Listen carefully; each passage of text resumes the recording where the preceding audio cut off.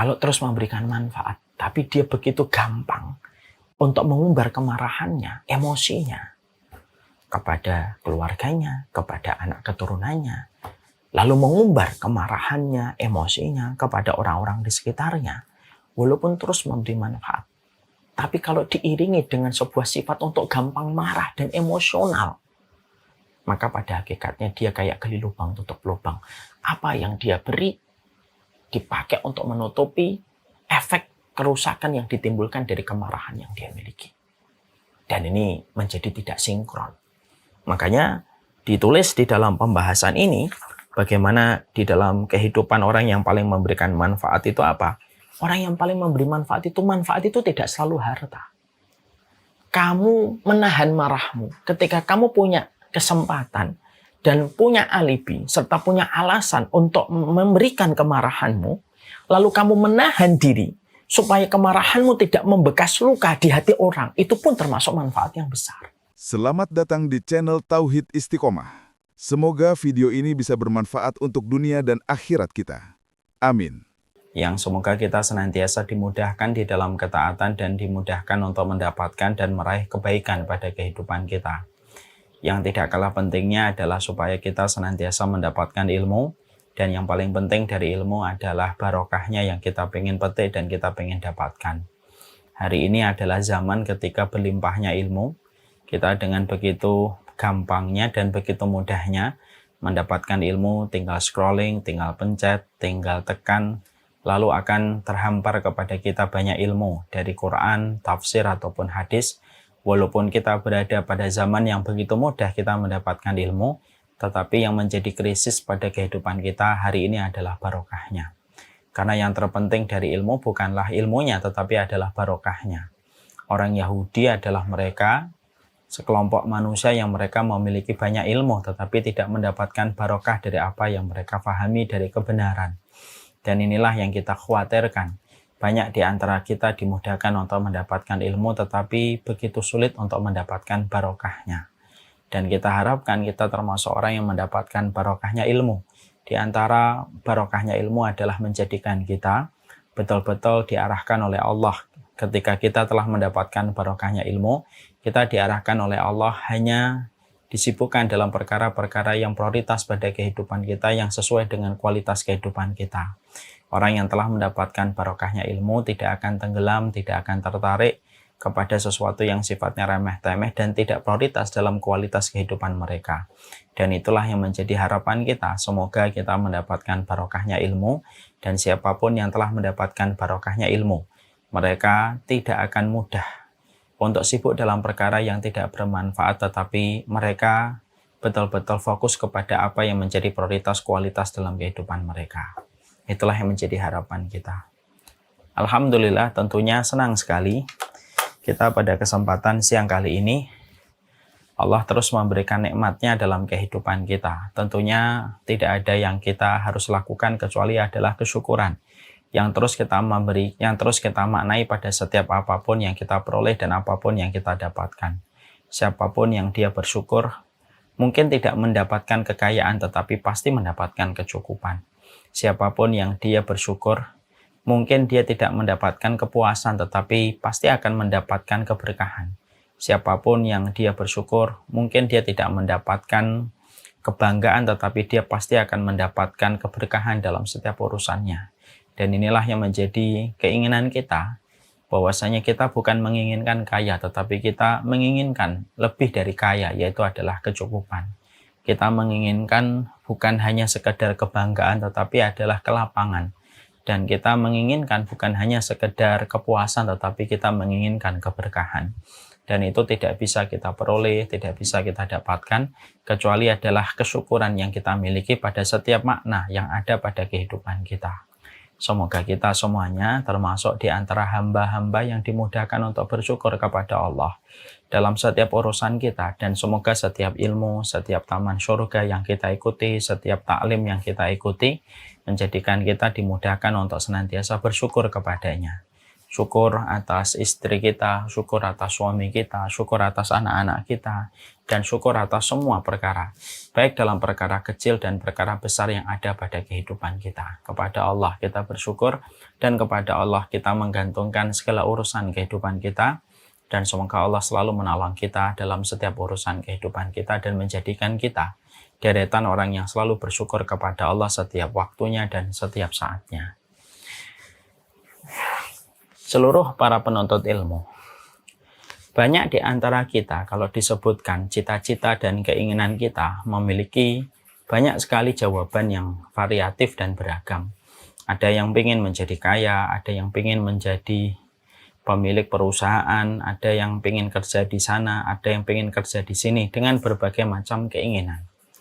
Di antara rata-rata jawaban yang dimiliki oleh manusia ketika mereka memberikan jawaban tentang apa yang dia inginkan pada profesi yang nanti dia dapatkan, sedikit sekali di antara kita yang menjawab bahwasanya di antara keinginan dan cita-cita kita adalah bagaimana kita bisa menjadi salah satu wali-walinya Allah di antara orang yang beriman. Padahal ini merupakan salah satu kedudukan yang begitu agung di antara manusia.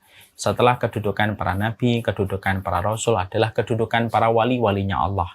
Orang-orang yang mereka diberikan kecintaan, orang yang diberikan pertolongan oleh Allah dalam kehidupan mereka, maka inilah salah satu di antara posisi yang agung di antara manusia. Yang tentunya betapa bahagianya manusia kalau mereka mampu menjadi wali-walinya Allah di antara kehidupan. Banyak di antara kita memiliki sebuah anggapan dan memiliki sebuah persepsi bahwasanya wali-walinya Allah itu hanyalah wali yang 9 dari mereka yang telah menorehkan dakwah kepada bumi Nusantara dan tidak ada wali selain mereka. Padahal itu tentunya salah. Tentunya keberkahan bagi para wali yang telah menyampaikan dakwah kepada bumi yang kita cintai, bumi Nusantara. Tetapi tentunya bahwasanya wali-walinya Allah tidak hanya terbatas kepada mereka. Karena sesungguhnya siapapun di antara manusia yang beriman kepada Allah dan dia senantiasa memperhatikan apa yang dia harus lakukan, kecintaan apa yang dia kerjakan yang menjadikan Allah ridha kepadanya, maka sejatinya kalau semua transaksi yang telah dia lakukan itu diterima oleh Allah, maka sejatinya dia telah menjadi walinya Allah. Allahu waliyul ladzina amanu. Allah itu penolong bagi orang-orang yang beriman. Dan sesungguhnya ini merupakan salah satu kedudukan agung yang terkadang luput dari perhatian kita, bahwasanya kita harusnya memastikan dan memantaskan diri kita supaya pada kehidupan kita, tujuan kita adalah kita ingin menjadi walinya Allah pada setiap urusan kehidupan kita dengan berbagai macam amal dan karakteristik perbuatan yang harusnya kita lahirkan pada kehidupan. Makanya inilah yang menjadikan kita harus mengerti siapapun di antara manusia, laki-laki dan perempuan, sejatinya dia bisa menjadi wali-walinya Allah. Makanya kita mendapati di dalam hadis qudsi, ketika Allah menyampaikan kepada kita di dalam salah satu hadis qudsi yang diriwayatkan dari jalurnya Imam Muslim. Ketika Allah berfirman, "Wa ma yazalu 'abdi yataqarrabu ilayya bisyai'in mimma aftaratu 'alaihi wa la yazalu 'abdi yataqarrabu ilayya bin nawafili hatta uhibbah. Fa in kuntu ahbabtuhu kuntu sam'ahu alladhi yasma'u bihi wa basarahu alladhi yubsiru bihi wa yadahu allati yabtishu biha wa rijlahu allati yamshi 'alaiha wa la in sa'alani la utiyannahu wa la in ista'adani la uidannahu." Makanya Allah di dalam salah satu hadis qudsi Allah menyampaikan, "Tidaklah aku mendapati seorang hambaku di antara hamba yang beriman, mereka konsisten melakukan perkara-perkara yang wajib. Lalu mereka konsisten untuk menambahkan dengan perkara yang sunnah hatta uhibbah, sampai Allah itu jatuh cinta kepadanya."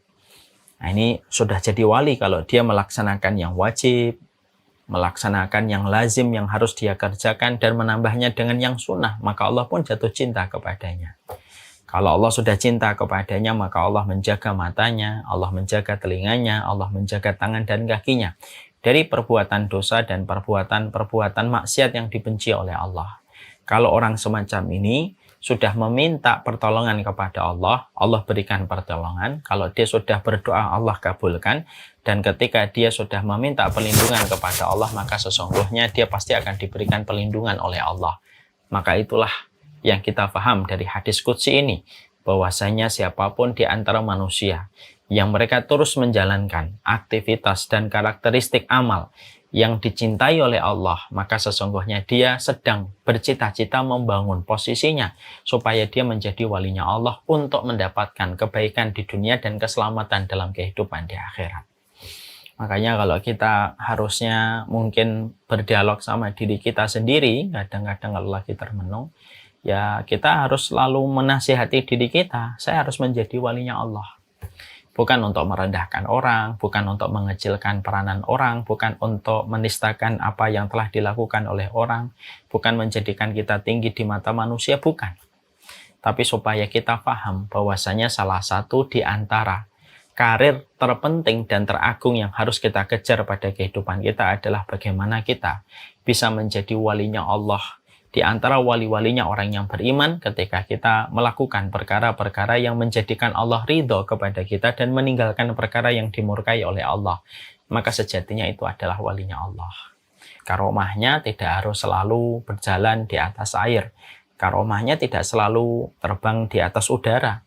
Karena banyak orang menganggap wali identik dengan karomah. Betul, karomah itu pertolongan yang Allah berikan kepada para wali-walinya. Dan salah satu bentuk karomah bagi mereka telah menjadi walinya Allah adalah istiqamah. Bagaimana dia beriman kepada Allah, bertransaksi di dalam ketaatan, bertransaksi di dalam menahan dirinya dalam larangan, lalu dia diberikan oleh Allah sikap istiqamah, maka itulah karomah yang Allah berikan kepada para wali-walinya di antara bentuk karomah yang paling agung. Makanya Syekhul Islam mengatakan a'dhamul karomati luzumul istiqamati. Sesungguhnya perkara karomah yang paling besar yang didapatkan oleh manusia di antara orang yang beriman setelah para nabi, karomah yang paling gede itu adalah luzumul istiqamah. Kamu mampu istiqamah dalam apa yang kamu lakukan, dalam semua transaksi ketaatan yang kamu kerjakan, dalam komitmen ketika engkau meninggalkan dosa dan meninggalkan kemaksiatan, maka itulah yang disebut dengan karomah yang didapatkan bagi mereka yang menjadi walinya Allah. Makanya kenapa kita mempelajari kitab 40 karakteristik mereka yang dicintai oleh Allah Subhanahu wa taala, karena sesungguhnya buku ini menghimpun di dalamnya seluruh maklumat, seluruh kabar yang datang dari Allah, seluruh kabar yang datang dari Rasulullah dengan perkataan-perkataan para ulama sholih dan salaf terdahulu ketika mereka menampilkan kepada kita berita yang bisa menjadikan kita melakukan aktivitas dan karakteristik yang bisa menjadikan diri kita dicintai oleh Allah. Maka inilah yang menjadikan kita membahas kitab ini bersama dengan Majelis Ta'lim Royan setiap bulannya, karena ini merupakan bagian dari ikhtiar yang sedang kita lakukan ketika kita dalam kehidupan ini ingin menjadi wali-walinya Allah di antara orang yang beriman, dan semoga Allah terima seluruh transaksi yang kita lakukan di dalam ketaatan kita, bukan hanya mengikuti sunnah, tetapi menjadi walinya Allah ketika kita mengamalkan yang wajib dan mengikuti sunnah dari yang datang dari Rasulullah SAW. Dan itulah yang kita harus mengerti, yang menjadi latar belakang dan motivasi bagi kita mempelajari kitab 40 karakteristik mereka yang dicintai oleh Allah Subhanahu wa taala. Kita akan melanjutkan kajian kita. Tadi kelihatannya V-nya kelihatannya ada yang sedikit terlewatkan. Kita belum sampai pada pembahasan pemilik kelembutan. Kita masih pembahasan yang ke-15. Tadi saya sempat mendengar habis duhur kajian kita yang terakhir 1 bulan yang lalu.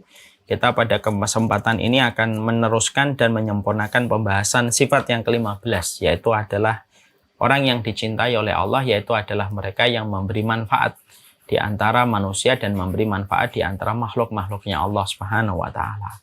Dan kita ada 2 sifat yang akan menjadi penyempurna pada pembahasan kita pada karakteristik kita yang ke-15.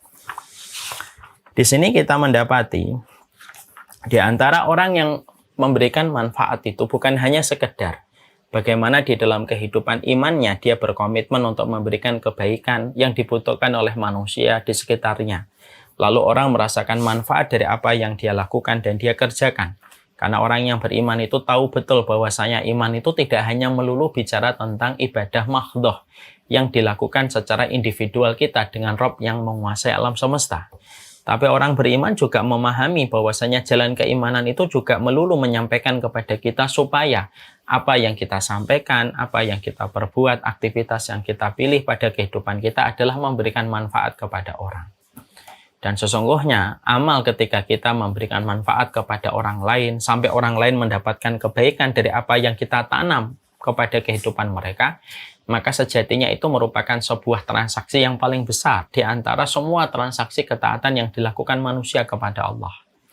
Kenapa amal memberi manfaat kepada manusia di sekitar kita sampai orang itu merasakan kelapangan dan kemudahan dari manfaat yang kita berikan kepada mereka, itu pahalanya lebih besar daripada ibadah secara individu yang kita lakukan ketika kita menghambakan diri kepada Allah?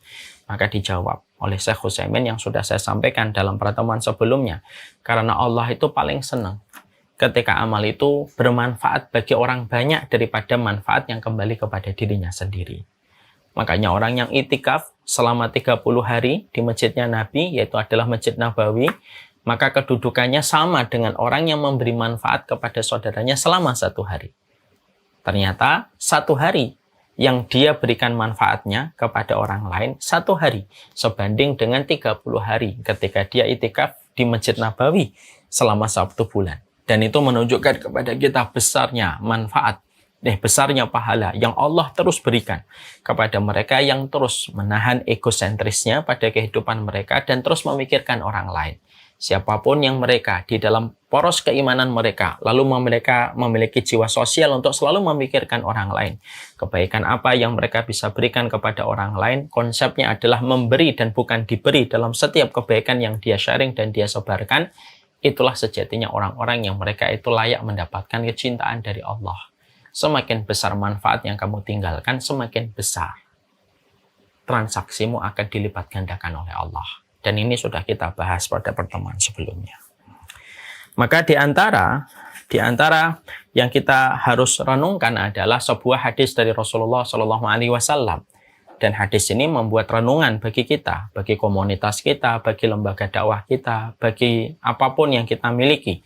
Ada sebuah riwayat yang datang dari riwayat yang disampaikan di dalam beberapa riwayat. Dari riwayat Bukhari juga ada, dalam Imam Tirmidzi juga ada. Rasulullah SAW mengatakan, Inna lillahi aqwaman yakhtasuhum bin ni'am limana fi'il ibad. Allah itu ternyata memiliki orang-orang yang Allah pilih untuk Allah berikan nikmat kepada mereka selama limana fi'il ibad. Selama orang-orang yang Allah berikan nikmat itu terus memberikan manfaat kepada orang-orang di sekitarnya. Jadi ada orang-orang yang mereka dipilih oleh Allah itu menjadi fasilitator untuk memberi manfaat kepada orang, di mana Allah menurunkan nikmat itu kepada mereka, berkumpul di mereka, lalu mereka lah yang menjadi fasilitator untuk memberikan manfaat kepada orang. Selama mereka terus menjadi fasilitator kebaikan dan anugerah kepada orang lain, maka selama itu pula Allah memberikan nikmat kepada mereka. Wa yusabbituha indahum. Allah akan mengawetkan anugerah nikmat yang Allah berikan kepada mereka, manafa'uhum, selama mereka terus memberikan manfaat kepada orang. Jadi mungkin ada di antara kita, mungkin saya, mungkin kita di antara beberapa orang, ada orang-orang yang mereka itu telah dipilih oleh Allah. Saya berikan kepadamu kelebihan, saya berikan kepadamu rezeki, saya berikan kepadamu anugerah dari karunia yang aku limpahkan kepadamu selama limana fi'il ibad, selama kamu terus memberikan manfaat dan menjadi fasilitator kebaikan itu kepada orang banyak. Yusabbituha indahum, kata Rasulullah, Allah akan mengawetkan nikmat itu kepada mereka selama syaratnya dipenuhi. Apa syaratnya? Memberikan manfaat kepada orang. Manafa'uhum, selama manfaat itu dirasakan oleh orang. Fa'idahum lam yanfa'uhum hawwalahallahu anhum ila ghairihim. Kalau ternyata dia sudah tidak lagi memberikan manfaat kepada orang terhadap nikmat dan anugerah yang sudah Allah titipkan kepadanya, lalu orang-orang itu dan orang-orang yang Allah pilih itu tidak lagi memberikan manfaat kepada orang, maka Allah pindahkan nikmat dan anugerah yang sudah Allah berikan kepada mereka sebelumnya, Allah pindahkan kepada kaum, Allah pindahkan kepada keluarga yang mereka berkenan untuk terus memberi fasilitator kebaikan kepada orang di sekitar mereka. Jadi hadis riwayat Tirmidzi ini terus memberikan kepada kita sebuah perkara penting dalam sebuah narasi. Kehidupan kita ini terus memberi manfaat. Jadi kebahagiaan itu bukan apa yang kita peroleh, tapi apa yang kita sharing dan apa yang kita bagi. Itulah kata quote yang sering kita dapatkan di sosial media. Kebahagiaan itu bukan apa yang kamu peroleh, tapi apa yang kamu beri. Ternyata memang betul. Semakin memberi, semakin Allah memberikan kepercayaan kepada dirimu untuk terus memberikan manfaat kepada dirimu selama dirimu terus memberi manfaat kepada orang lain. Manafa'ahum yusabbituha indahum manafa'ahum. Allah akan terus memberikan manfaat kepada dirimu, anugerah kepada dirimu selama kamu memberi manfaat kepada orang lain. Fa'idalam yanfa'uhum, tapi kalau kamu, orang yang diberikan nikmat, sudah tidak lagi mau untuk memberi manfaat kepada orang. Orang-orang di sekitarnya sudah tidak lagi merasakan manfaat dari apa yang dia miliki ketika Allah memberikan nikmat dan karunia kepada mereka. Hawwalallahu anhum ila ghairihim. Maka Allah mencabut nikmat, Allah mencabut anugerah. Yang dulunya Allah pilih mereka untuk diberikan karunia itu, Allah pindahkan kepada kaum yang lain yang mereka berkenan untuk memberikan manfaat ketika mereka dipilih menjadi fasilitator manfaat kebaikan kepada orang di sekitar mereka. Makanya betul, kalau quote-quote yang ada pada motivasi-motivasi kualitas kehidupan itu apa? Bahagia itu bukan apa yang kamu ambil, tapi apa yang kamu sharing. Dan betul itu. Selama kamu sharing, selama itu pula kamu akan diberikan manfaat. Tapi selama kamu tidak kemudian memberikan sharing, maka mudah bagi Allah untuk mencabut apa yang telah Allah berikan kepadamu sebelumnya. Ketika kamu berhenti untuk memberikan manfaat kepada orang. Bisa jadi ada di antara jamaah yang hadir di sini. Di Zoom ada 325, di live IG hampir 500-an lebih. Di antara kita ada yang terus dikasih oleh Allah kelapangan rezeki. Tanpa kita sadari, Allah memberikan kelapangan kepada dirimu dengan satu catatan. 5 nafi'il ibad. Kamu diberikan oleh Allah banyak rezeki itu supaya kamu terus menyebarkan manfaat kepada orang banyak. Yusabbituha indahum. Dan Allah akan terus memberikan nikmat itu kepadamu selama kamu terus memberikan manfaat kepada orang. Selama kamu terus memberikan kebaikan kepada orang terhadap rezeki yang Allah berikan kepadamu. Dan Allah akan ganti dengan mudah, kun fayakun jadi. Allah akan cabut selama kamu berhenti untuk memberikan manfaat kepada orang. Itulah yang melahirkan sebuah pandangan kehidupan orang yang paham sunnah. Orang yang paham sunnah itu tidak usah keluar-keluar. Kami ngajinya sunnah, alah tidak usah deklarasi. Mengikuti sunnah itu kewajiban yang tidak perlu kamu deklarasikan dan proklamirkan. Banyak orang yang saya kenal tidak usah keluar-keluar bicara tentang sunnah, tidak usah mengaku-ngaku dirinya sunnah, tidak usah mengaku-ngaku travelnya lah, taklimnya sunnah, tapi hidupnya sunnah. Dan salah satu di antara karakteristik mereka yang mengikuti sunnahnya Rasulullah, hidupnya terus memberi manfaat. Dan menahan dirinya untuk menyakiti orang di sekitarnya. Banyak orang, maaf ya, fakta kita jumpai, banyak orang yang suka memproklamirkan dirinya sunnah. Taklimnya adalah taklim sunnah. Apapun yang dilakukan tidak lepas dari sunnah. Tapi kehidupannya tidak mencerminkan sunnah.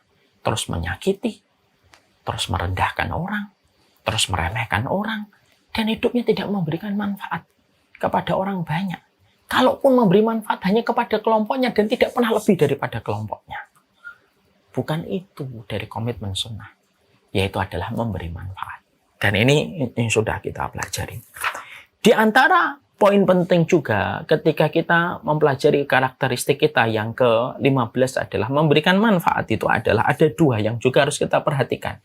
Bagaimana yang pertama tadi, konsepnya adalah terus memberikan manfaat.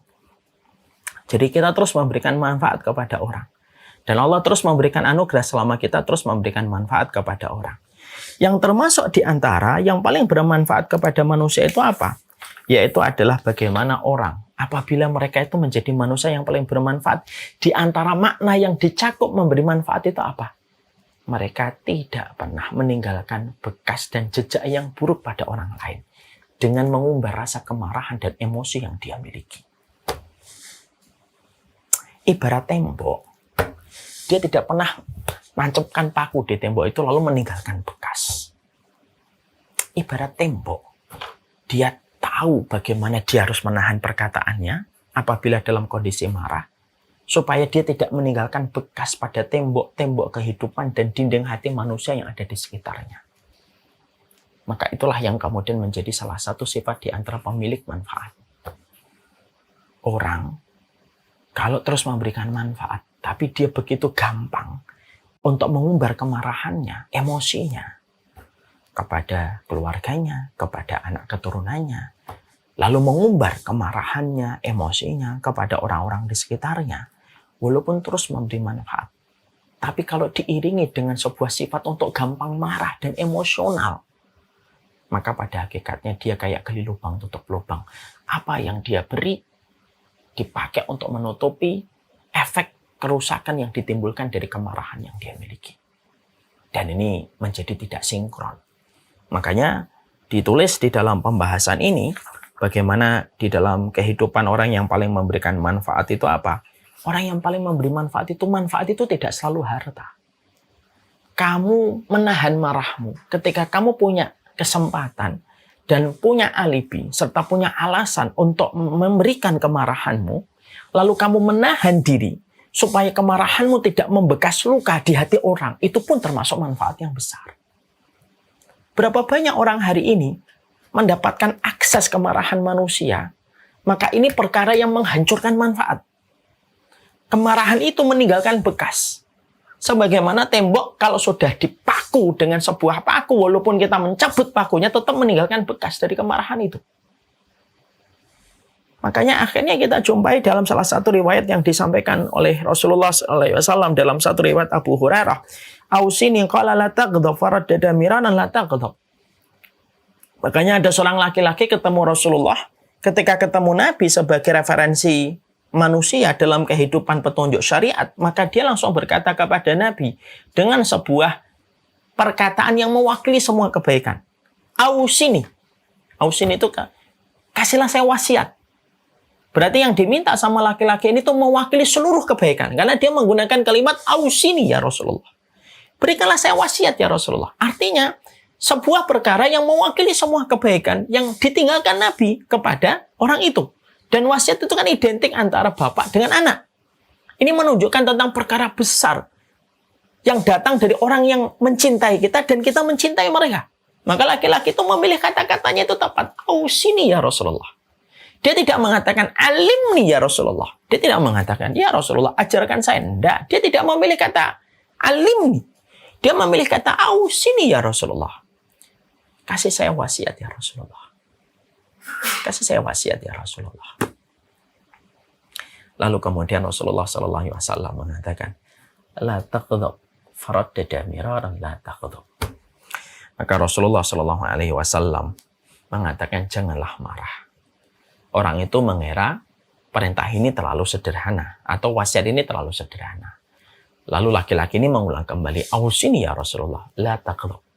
Laki-laki ini mengulang kembali. Mungkin dia kira ada yang lain lagi, wasiat yang lebih baik mungkin ada wasiat yang lebih baik daripada wasiat jangan marah. Dia ulang kembali, ausini ya Rasulullah, la taghdab, jangan marah. Faraddada miraran. Rasulullah mengulang jawaban yang konsisten sama. Setiap laki-laki ini berkata, ausini ya Rasulullah. Jawabannya konsisten dengan satu jawaban. Jangan marah. Dan itu yang diucapkan oleh Rasulullah. Syekh Abdul Badawi Al-Khalafi pada pembahasan ini, dalam pembahasan ini, penulis buku ini menempatkan pembahasan jangan marah dimasukkan oleh beliau pada pembahasan sifat yang ke-15. Mari kita mencoba untuk merilit. Kenapa Syekh Abdul Badawi Al-Khalafi sebagai penulis buku ini menempatkan sifat menahan marah pada sifat yang bermanfaat? Apa sih korelasinya? Korelasinya simpel. Menahan marah pun sudah merupakan perkara yang paling bermanfaat bagi manusia. Jadi beliau, Syekh Abdul Badawi Al-Khalafi itu pengen menyampaikan kepada kita. Perkara bermanfaat itu tidak hanya melulu ketika kamu memberikan uang, ketika kamu membayar utang, ketika kamu memberi senyum, ketika kamu memberikan kebaikan dari kecukupan yang dia butuhkan pada hari itu. Kamu menahan marah saja sudah sangat bermanfaat bagi manusia. Ya, Masya Allah ya. Ini kan akan kita relate kalau kita sering mendengar bahasa parenting ya. Saya, Masya Allah ya, lagi banyak memperbanyak referensi menjadi orang tua ya, parenting itu. Ada salah satu referensi yang saya baca. Memarahi anak itu sekali dalam perkara yang tidak ma'ruf. Artinya bukan dalam perkara yang sifatnya yang betul-betul diperlukan ya. Artinya bukan karena hal yang syar'i, ada orang tua marah, bukan dalam perkara yang syar'i. Maka itu apabila terlempar atau kemudian keluar dari mulut manusia, maka itu mematikan jutaan syaraf yang ada pada diri kehidupan anak dalam tumbuh kembangnya. Dan itu mematikan syaraf-syarafnya. Mungkin ibu-ibu dan bapak sering membaca tentang penelitian tentang bagaimana efek kemarahan orang tua kepada anak. Apalagi kalau terus secara konsisten orang tuanya sering marah. Terjadilah sebuah perilaku dari sebuah kondisi yang disebut dengan hutang pengasuhan. Bapak, ibunya terus marah, emosional terus dalam perkara apapun. Apalagi kalau dia menjadi orang tua tiger parenting. Tiger parenting itu orang tua yang keras, semuanya harus keras. Maka itu menimbulkan bekas yang sangat mendalam pada hati dan kejiwaan seorang anak. Dan itu terkadang terbayarkan ketika dia dewasa, dia melakukan hal yang sama. Dan akhirnya menjadi bola salju yang semakin menggulung, semakin mengikis kebaikan. Itu baru anak. Dan ternyata kita menjumpai secara medis terbukti ketika Rasulullah diminta dengan sebuah kata wasiat dengan mengatakan la taghdab, jangan marah. Karena pada dasarnya kemarahan itulah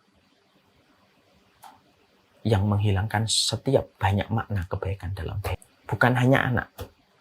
Bukankah saya sudah pernah menyampaikan ya, tanaman yang sering mendapatkan objek kemarahan dan emosi dari pemilik tanaman, itu tumbuh kembangnya tanaman itu akan berbeda dengan tanaman yang dia mendapatkan objek kasih sayang dan kata-kata yang lembut dari orang yang memiliki tanaman.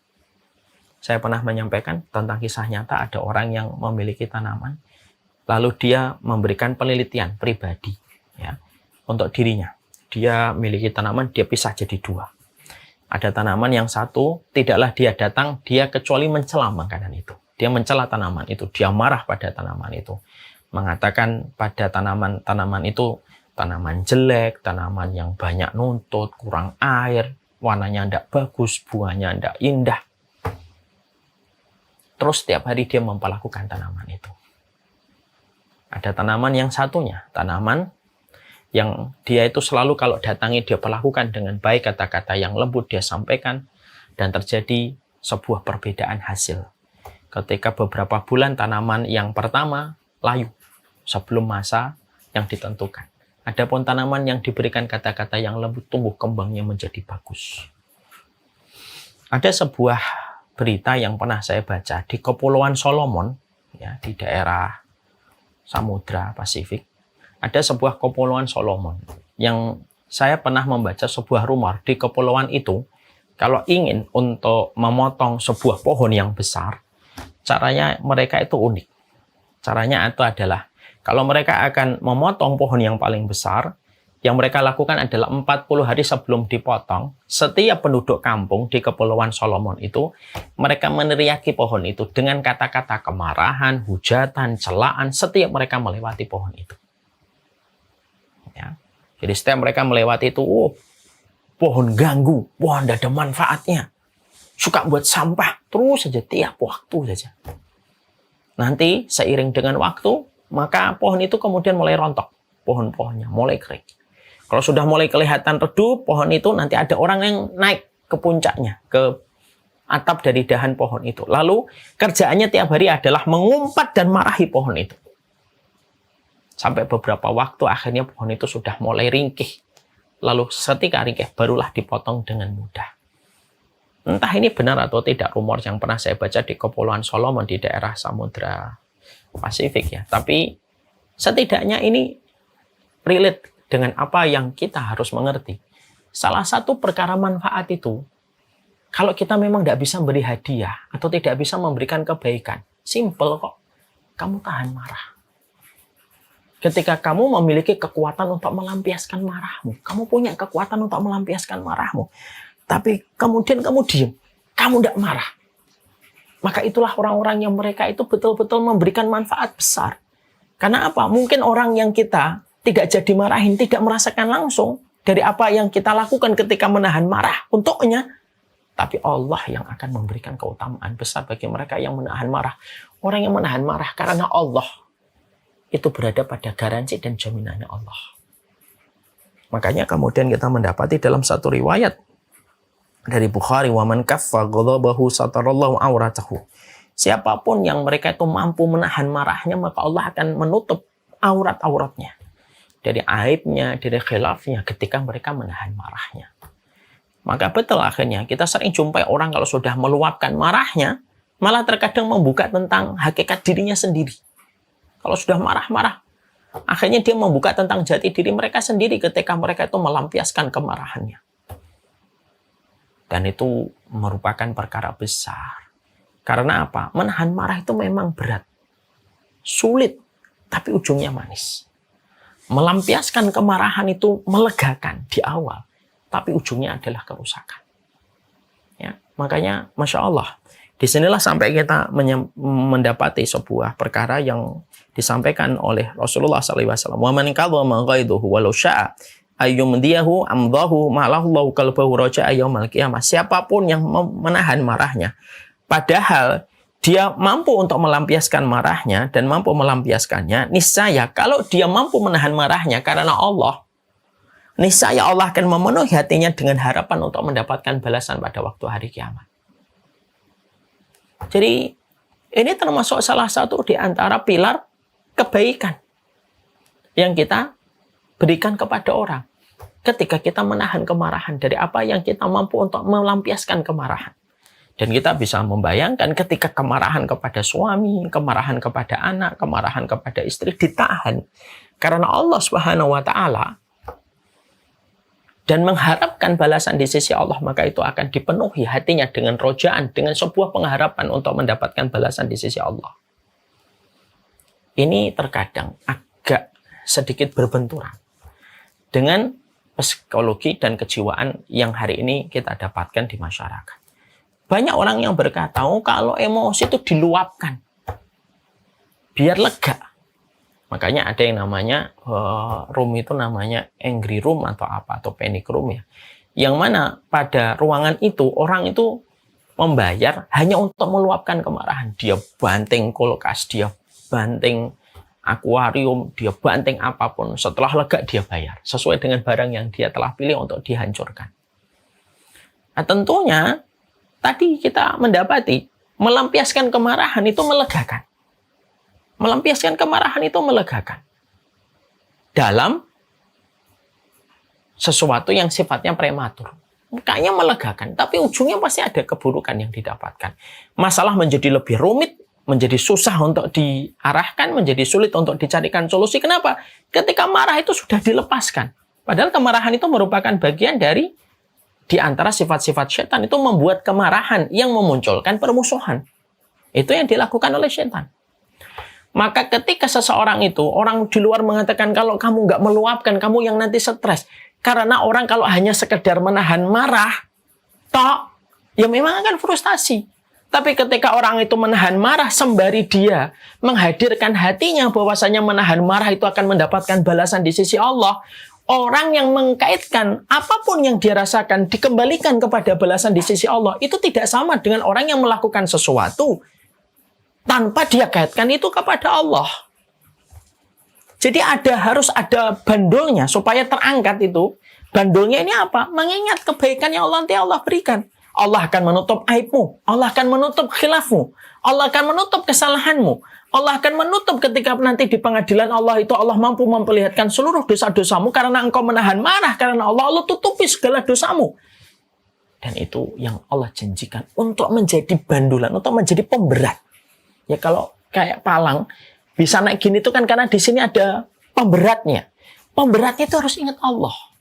Maka kemudian ini akan naik dengan begitu mudah sifat untuk menahan kemarahan. Tetapi pemberatnya ini harus karena Allah. Kalau hanya sekedar menahan marah, lalu kita tidak kaitkan kepada Allah, maka tentunya akan berefek kepada keburukan kepada diri kita. Karena kita tidak mengingat balasan yang nanti Allah berikan. Makanya orang beriman tidak sama dengan orang yang tidak beriman. Makanya di sini Allah sampaikan, mala Allahu qalbahu raja'an yaumal qiyamah. Siapapun yang menahan marah, Yang mana dia mampu melampiaskan kemarahan, malah Allahu qalbahu roja'an yaumal qiyamah. Allah akan isi, Allah penuhi hatinya dengan sebuah pengharapan yang besar kepada hari kiamat. Dan dia terus merindukan pertemuan dengan Allah untuk mendapatkan balasan terindah dari apa yang dia lakukan ketika menahan marah. Gitu kan? Menahan marah. Makanya sampai kita dalam konteks kehidupan berkeluarga, sampai kita harus ingat apa yang pernah disampaikan oleh Abu Darda. Kalau istrimu marah, ketika istrimu jadi api, jadilah kamu air. Kalau suamimu jadi api, jadilah kamu menjadi air. Maka rumah tanggamu akan baik-baik saja. Kecuali pada perkara syariat yang sudah dilanggar. Disitulah kita paham. Menahan marah itu merupakan salah satu di antara manfaat besar yang diberikan kepada manusia. Orang yang paling berhak ditahan amarah kita itu siapa? Ya suami. Sekarang itu wallahu alam bisawab ya. Mungkin karena banyaknya kajian yang selalu menyebutkan haknya istri. Ya. Banyak seorang istri yang terkadang begitu mudah untuk melampiaskan emosinya dan kemarahannya kepada sang suami. Dan dia lupa orang yang paling berhak untuk ditahan amarah dari kita itu ya pasangan hidup kita. Orang yang paling layak dengan udzur kita ini siapa? Ya pasangan kita kan. Makanya, Masya Allah ya, ada sebuah dialog imajiner. Tapi layak menjadi sebuah renungan untuk kita. Dialog imajiner ini adalah ketika ada seorang anak. Dia bertanya sama bapaknya gitu. Kenapa saya harus menahan marah? Kenapa pesan kamu kepada saya, wahai bapak? Janganlah saya gampang untuk marah.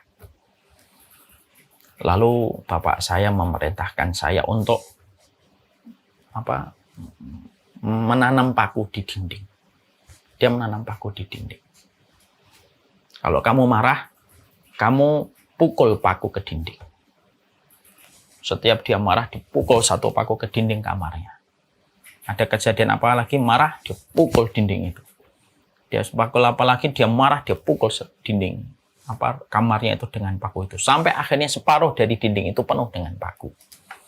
Setelah separuh dari dinding-dinding itu, bapaknya berdialog kembali dengan sang anak. Walaupun ini dialog imajiner, tapi layak untuk kita tadaburi. Lalu sang bapak berkata kepada, masalah-masalah yang membuat kamu marah ini, yang memenuhi dinding kamarmu ini separuhnya ini, sekarang masih membuatmu marah enggak? Enggak, sudah biasa aja. Oke, kamu masih ingat apa saja poin-poin yang menyebabkan kamu marah pada dinding kamar ini? Ya, saya ingat. Kalau kamu merasa sudah bisa untuk melupakan kejadian itu, kamu cabut pakunya dari dinding kamarmu. Dicabut satu, ingat. Dicabut lagi ketika dia sudah mulai belajar untuk menerima dan dia belajar untuk legowo terhadap masalah-masalah yang pernah membuat dia marah. Dicabutin itu perkara-perkara yang pernah membuat marah.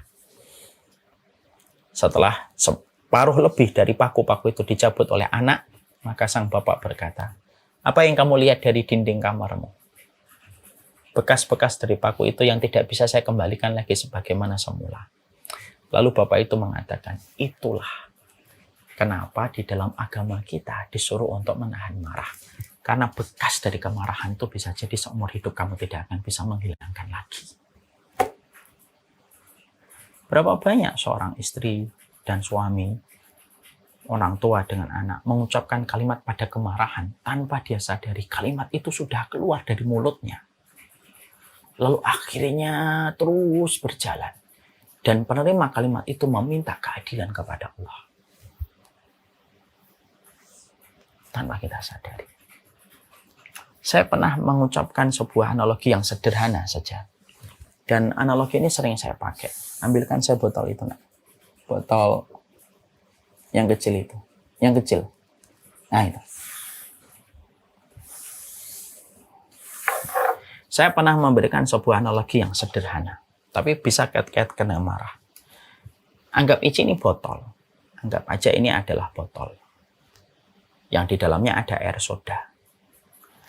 Kalau saya kocok-kocok botol ini, saya kocok-kocok botol ini yang penuh dengan air soda, saya kocok dengan luar biasa, kemudian saya buka tutupnya, apa yang terjadi? seluruh soda di dalam botol ini akan keluar muncrat. Dan bahkan mungkin botol ini yang asalnya 500 mg atau 1 liter, airnya tinggal beberapa mili. Karena sebagian besar dari air itu muncrat ketika tutupnya kita buka. Tapi beda kalau saya punya botol isinya soda 1 liter, saya kocok-kocok. Bergemuruh ini sodanya di dalam botol ini, saya biarkan aja. Saya tidak buka tutupnya. Saya biarkan saja. Apa yang terjadi? Soda yang asalnya bergemuruh pingin keluar, ketika tutupnya tidak dibuka, lambat waktu berjalan, maka gemuruh dari soda itu mengecil, dan akhirnya air tetap terjaga 1 liter dan tidak berkurang. Soda dan kocokannya itu ibarat kemarahan yang sedang ada pada hati kita. Mulut kita ini ya botol, ini adalah tutup botolnya. Ketika kita mengungkapkan apa yang sedang bergejolak pada hati dan dada kita, maka sekalinya kita buka, keluar semua kualitas kehidupan kita menjadi hilang lebih. Karena kita sudah mengeluarkan unek-uneknya semuanya dalam bentuk kemarahan. Baik yang kita carikan alibi pembenaran ataupun yang tidak kita carikan alibi pembenaran. Tapi kalau kita diamkan sembari kita mengingat balasan di sisi Allah, seiring dengan waktu, maka akhirnya kemudian akan mereda. Makanya sampai kita mendapati kaidah-kaidah fiqhiyah, la tolak fi iglaq. Tidak ada terjadi tolak ketika kamu sedang marahnya itu menutupi kesadaran kamu. Maka mengapa orang yang sedang marah tidak boleh memutuskan hukum dalam Islam? Kenapa? Karena dia tidak sadar kemarahan itu menghilangkan akal sehatnya. Ya. Itulah kenapa di dalam hukum Islam bahwasanya hakim kalau sedang marah itu tidak boleh memutuskan hukum. Orang yang marah besar gitu dalam pertengkaran suami istri, kok sampai meledak kemarahan sang suami, tanpa dia kontrol kesadarannya ketika akibat memuncaknya rasa marah, itu pun tidak disahkan talak yang dia ucapkan ketika kemarahan itu menghalangi akalnya. Ya. Makanya sampai kita jumpa itulah kemarahan. Akibat dari sebuah kemarahan itu menghilangkan sumber daya manfaat yang pernah dilakukan. Seorang suami, istri melakukan kebaikan, lalu melampiaskan kemarahan. Semua kebaikan itu bisa hilang sekaligus ketika semua sumber daya manfaat SDM, sumber daya bukan manusia, sumber daya manfaat yang dia telah berikan kepada suaminya itu ternyata terhapuskan, tergantikan dengan satu kemarahan dia ketika melampaui batas. Sama dengan botol yang isinya soda yang dikocok dengan begitu kerasnya, ketika dibuka seluruh isi botol itu kemudian muncrat bersama dengan terbukanya botol itu. Makanya kenapa di dalam syariat sunnah itu kalau marah disuruh untuk duduk, kalau marah disuruh untuk berbaring, kalau marah disuruh untuk menjauh dulu, kalau marah disuruh untuk wudhu, kalau marah disuruh untuk sholat, kalau marah disuruh untuk rebahan. Karena kalau diturutin, hilanglah jutaan kebaikan yang dilakukan. Dari manfaat yang mungkin dia pernah torehkan itu menjadi hilang ketika orang itu melampiaskan kemarahan. Masya Allah ya. Ini yang kemudian kita jumpai. Makanya disinilah kita akhirnya mendapati ya, bahwasanya Allah menyampaikan kepada kita dalam surat Asy-Syura ayat yang ke-37, walladzina yastanibuna kaba'iral ismi wal fawahish wa idza ma ghadibu hum yaghfirun. Pada surat Asy-Syura 37 Allah menyampaikan kepada kita orang-orang yang mereka itu mendapatkan keridhaan dan surganya Allah itu adalah orang-orang yang menjauhi dosa-dosa besar dan mereka menjauhi perbuatan-perbuatan keji, dan apabila mereka marah wa idza maghadibu, dan ketika mereka dalam kondisi marah hum yaghfirun, justru mereka itu lebih mendahulukan memberi maaf ya kepada orang-orang yang telah membuat mereka marah. Makanya kita dapati pula pada surat Ali Imran ayat 134, alladzina yunfikuna fis sarra'i wad dharra'i wal kadhiminal ghaidha wal 'afina 'anil nas wallahu yuhibbul muhsinin. Allah menyampaikan pada surat Ali Imran 134, orang yang menafkahkan hartanya di waktu lapang ataupun di waktu sempit, dan orang-orang yang menahan marahnya dan memaafkan kesalahan orang, maka Allah itu menyukai perbuatan baik mereka. Makanya kita jumpai di dalam pintu surga. Pintu surga itu kan ada 8. Ada pintu sholat, ada pintu puasa, ada pintu sedekah, ada pintu jihad, ada pintu aiman, pintu yang dilewati sama orang yang masuk pada 70.000 orang yang masuk surga tanpa hisab. Ada pintu ridho, ada pintu taubat, ada pintu wal kadhiminal ghaidha wal afina 'anil nas. Ada pintu orang yang menahan marah dan memberi maaf. Ada pintu memberi maaf, menahan marah dan memberi maaf. Masya Allah ya, sampai saking utamanya amal ini, sampai Allah namakan salah satu pintu di antara 8 pintu dengan nama wal kadhiminal ghaidha wal afina 'anil nas. Tahan marahmu, maafkanlah. Makanya kalau kita mendapatkan kezaliman, pada hakikatnya dan pada sejatinya siapapun di antara kita kan pasti pernah mendapatkan kezaliman. Entah orang yang zalim yang kenal kita mendolimi kita, walaupun kita tidak pernah ngotak-ngatik apa yang menjadi kehidupan mereka. Kan orang-orang kayak gitu ya kadang-kadang. Kita tidak pernah ngotak-ngatik kehidupannya, tapi mereka ngotak-ngatik kehidupan kita. Sok tahu kehidupan kita, sok mengerti kehidupan kita. Lalu mereka menjatuhkan kehormatan, marwah, kehidupan kita. Maka pada dasarnya siapapun mereka yang terdolimi, dan mereka sebenarnya bisa membalas kedoliman itu dengan melampiaskan dengan kedoliman yang sama kepadanya, tapi dia memilih untuk memaafkan, maka itu merupakan salah satu di antara amal yang paling besar, di antara amal-amal besar yang memberatkan mizan kebaikan manusia. Dan hampir mizan tidak kuat memikulnya. Bagi orang yang suka memaafkan. Sebagaimana dia suka dimaafkan kesalahannya oleh Allah. Insya Allah ya. Makanya nanti pada sebuah asar itu disampaikan oleh Rasulullah SAW. Nanti kalau pada hari kiamat, nanti ada panggilan dari malaikat. Aina haula ajruhu ala Allah. Mana orang-orang yang pahalanya dikasihkan langsung oleh Allah. Yang menjawab seruan malaikat ini bukan sembarangan orang. Bukan orang yang sholat, bukan orang yang puasa, bukan orang yang sedekah. Galah, enggak. Tapi yang menjawab seruan dari malaikat, aina haula ajruhu ala Allah. Mana orang-orang yang pahalanya disempurnakan oleh Allah, yang nanti pahalanya langsung dikasihkan oleh Allah. Yang menjawab dan merespon panggilan malaikat ini pada waktu hari kiamat itu siapa? Orang-orang yang terdolimi lalu dia memaafkan. Nah, dia yang menyambut panggilan itu. Lalu Allah lalu malaikat mengarahkan di satu tempat. Kamu di sini nih tempatnya. Orang-orang yang pernah memaafkan, orang-orang yang mendolimi mereka dengan luar biasa dan mereka tetap memaafkan karena Allah, maka mereka dikhususkan di sebuah tempat khusus itu. Di tempat itulah Allah sendiri yang memberikan piala pahalanya dan tidak diwakilkan kepada para malaikat. Saking istimewanya trofi yang Allah berikan, piala yang Allah berikan kepada orang yang mampu mengakhirkan emosinya, lalu mendahulukan ridhonya Allah dengan memberi maaf. Ini sebenarnya saya nasihatin diri saya sendiri. Ustadz, susah, memang susah. Ya. Dan orang, kita menasihati masing-masing dari diri kita. Maka inilah yang kita menjadi penyempurna dalam pembahasan kita yang ke-15. Jadi kenapa pembahasan orang yang dicintai oleh Allah adalah orang yang paling bermanfaat bagi manusia? Ternyata di situ ada pembahasan menahan marah dan memberi maaf. Karena salah satu manfaat besar bagi kehidupan manusia apa? Tahan marahmu, beri maafmu. Tahan marahmu, beri maafmu.